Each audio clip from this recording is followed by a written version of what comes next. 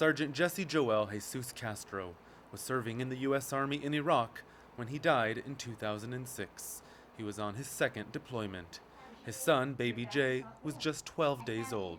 He still hears his father's voice in a message left before he was even born. Hello, where's everybody at? Just call me if you guys are love you guys, and I'll talk to you later, okay? Bye.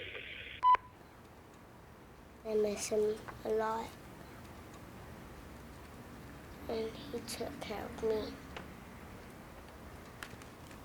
and I love him. Castro was an American and a Chamorro, the indigenous ethnic population of Guam. Jesse was very proud to be in the military. Wherever he went, he carried his culture. He spoke Chamorro. The Chamorro are American citizens, but being in Guam, a U.S. territory in the Asia Pacific, aren't allowed to vote for America's highest office, which means Castro's mother couldn't pick the commander-in-chief who sent her son off to war.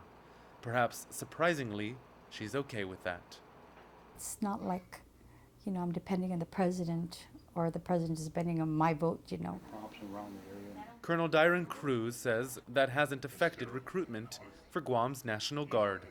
There's a lot of internal drive and motivation. The citizens have voiced their concern about that. The perception is second-class citizens, or we're being neglected, we don't have the right to vote for the president.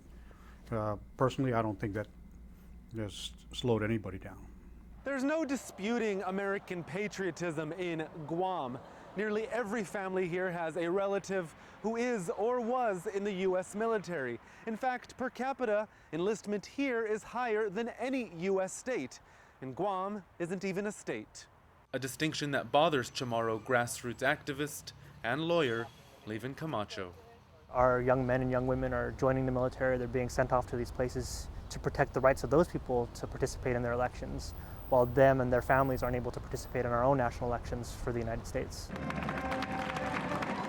It doesn't make any sense, and it flies in the face of what you think America would stand for.